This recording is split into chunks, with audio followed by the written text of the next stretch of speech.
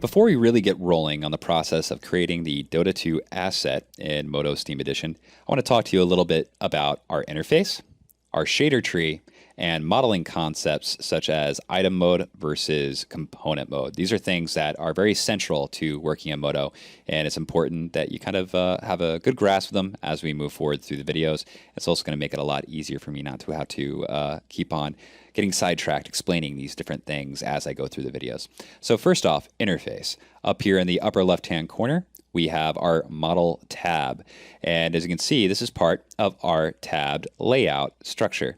Now, each of these tabs contains a different layout for a specific task. Like in this case, I'm in my topology tab. This is my topology layout, and I have all my topology tools. Now, if I come back to the model tab, this is the default layout you're going to see when you get dropped into MODO for the first time. And we've got your tool menu right here, and you got these submenus for specific tools. And so here at the top submenu is basic. And this has all your basic modeling tools, but you can go through and check out the vertex modeling, edge modeling, polygon modeling. We got a lot of modeling tools. All right, so beneath the tool menu is the tool properties. And if, for instance, I clicked on the cube tool, that would open up my properties for the cube tool so I can make adjustments to it and, actually create whatever, in this case, the cube. So if you want to drop a tool, press the space bar. That drops any active tool. Now let's come on over to the item list. And the item list contains all the items in your scene. And if I select this camera item so that you can see the mesh item, you'll notice that it is grayed out because it has no geometry in it presently. And we'll go ahead and select that mesh item. Now come back over to the cube tool, hold down the control key, and click on top of that, left click, and that will create a perfect 1 meter cube in your scene right at the origin inside that mesh layer, inside that mesh item. And so what if we want to create another mesh item? We can add item mesh, and that will create a new mesh layer. Or in this case, if I want to create another primitive, I can hold down the shift key instead of the control key, come over to sphere, and this runs a script for me, creating a sphere in its own new mesh layer named properly. So let's click on the mesh item, and let's name that cube, because that's what's in it. Make life easier for us to manage this. And let's talk about item mode versus component mode. Right now, we are in item mode, and I currently have my cube item selected. And if you'll notice, down below the item list, we have our item properties. This is the menu that contains all the properties for the different items in our scene. Cameras, lights, all this stuff. All these things can be added to the add item menu, by the way, just to make sure you're aware. So we have our cube item selected.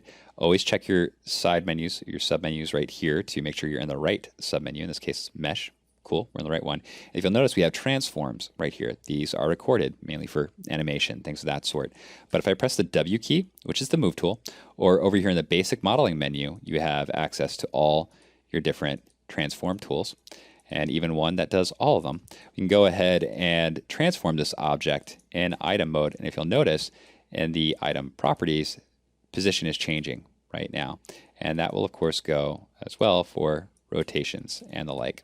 And so offset that just a little bit. Now if I drop the tool to the spacebar, press the W key again, the tool handle stays in the same location because that was the location that was established when the object was created, and it's been transformed in item mode using that, the whole item.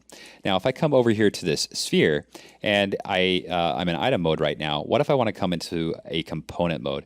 Component modes are how you actually edit the geometry itself, vertices, edges, and polygons. You can't do that in item mode. So if I select polygon component mode right here, as you can see, I can come and I can select polys, I can press the move tool with W, and I can go ahead and start editing my geometry. Spacebar cycles through the different component modes, and it holds on to your selections as you move through component modes, and so you can see access to all these great selections. Now, if I drop my selection, no matter which component mode I'm in, that means everything is selected in that mesh item. So what if I move this object like I did with that cube, but in component mode? All right, now let's come into item mode, press the W key, and you can see center is still at the origin, and the object is over there, and there's no transforms like there is here. So that's the difference between item mode and component mode. Item mode, the transforms will be recorded, and you cannot edit the geometry, but in component modes, you can edit the geometry. And no matter what, whichever way, you can still continue editing the geometry. So just keep in mind when you're working in MODO modeling the difference between the two and pay attention to them because it is something you can really use to your advantage. All right, so I'll drop that selection right there, and let's come over to the shader tree. It's the shading tab, but it is our shader tree. All right, this is where you do all your shading in MODO. Now let's go ahead and select this item in item mode. Press the M key for material, and let's name that cube. And let's select this object, our sphere, by just clicking on it in item mode, M, and we'll name this sphere. All right, so now we have two material groups inside our shader tree. And inside each of those material groups is a material.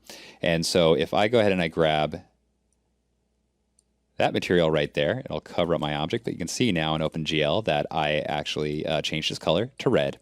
And if I were to shut off both of these material groups, turn off the visibility, I could actually come down to this base material, which is shading everything. And that's one major thing about MODO is the idea of local versus global shading. Things override each other.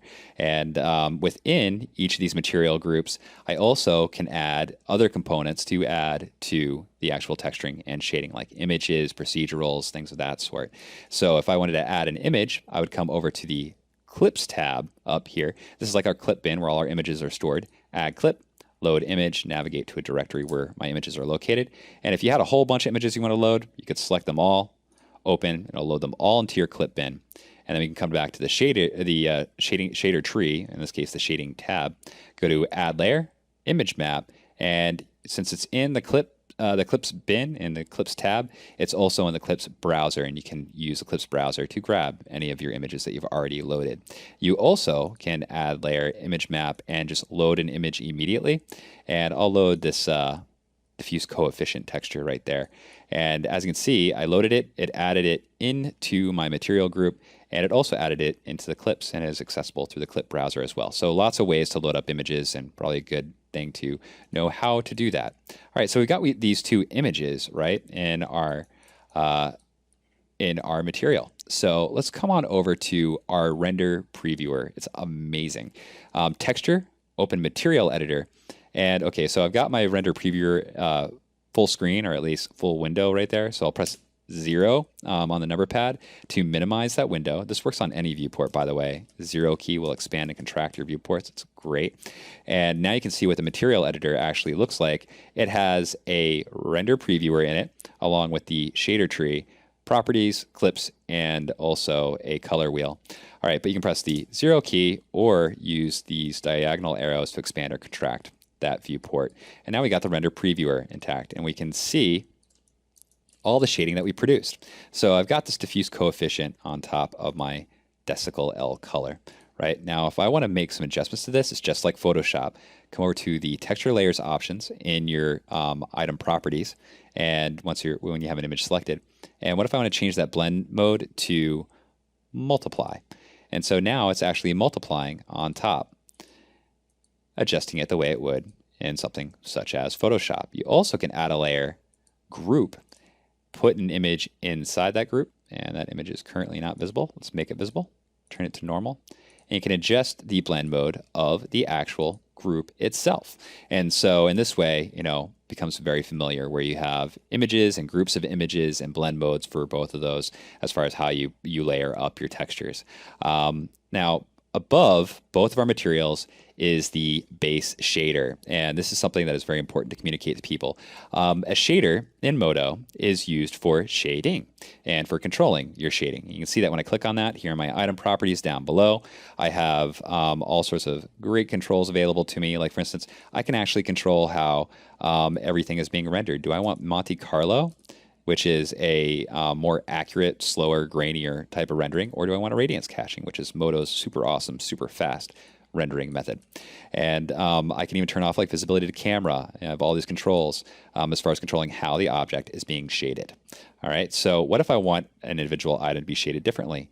Grab that material group, bring it up above the base shader, and add layer, add a special shader, and now we got a shader here controlling this, and now I can control individually the sphere by shading it differently than the cube, and even going so far as using different rendering types, where now the sphere is using Monte Carlo.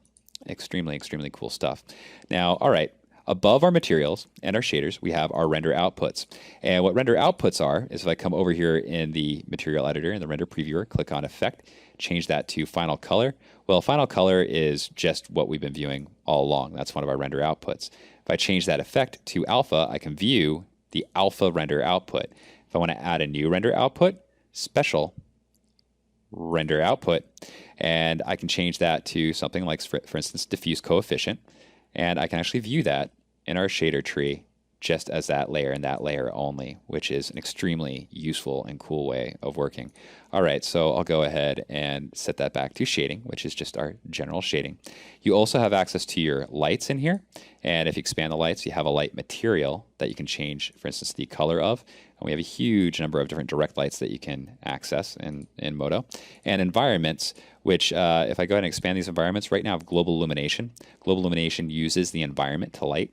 And right now, this environment material is a gradient that is lighting our object. So if I turn the intensity down to 0, you can see now it doesn't have any of that nice soft lighting on it because we didn't have any environment lighting. Also, use our preset browser palette by right-click, preset browser palette, navigate to our environments underneath assets, and you've got all these great environments that you can just double-click on and load as different environment types that light you're seeing differently. Really tremendously useful and highly accessible. All right, so gone through a lot of these different components that you need to be aware of inside of MODO. And I'd say that from this point forward, you're kind of ready to start knocking around, using some of our modeling tools, and getting familiar with the comfortable ways of using our tools. Now, one last thing to touch upon before we move on is if you come up to the System menu, System, Preferences, and come down to Input Remapping. Just select that to make sure you see it. You have mouse input presets for all the major applications out there. Even talking about other types of presets because people love these. When you're coming from an application you're familiar with, it really kind of sucks to have to learn how to just move around the viewport again. MODO has really great viewport navigation controls, but we want to make sure you can use Maya style navigation, for instance, if you want to. You can do that through that those preferences. Now, here in the viewport, to use MODO's navigation, if you want to move around the viewport, hold down the Alt key, left click, and drag on your mouse. And there you go. You're moving, you're tumbling around your viewport. Hold down Alt plus Shift to move, and Alt plus Control to zoom. And combining these together really give you a great way of moving around. Also, if you press the A key, it will center on all the objects active in your scene in your OpenGL viewport. And what if I select the sphere, I press Shift plus A, it will actually zoom in and center directly on the object and the object alone. So there's more to it. We have a great navigation video on the website that you should definitely take a look at. It goes into greater detail, but that's how to kind of get around MODO, use some of the more important components that we're gonna be touching on a lot. I'm gonna be throwing a lot of information at you. So hopefully this get up to speed video gets you up to speed. So without further ado, let's move on to really actually creating an asset, and let's dump the sphere and box examples.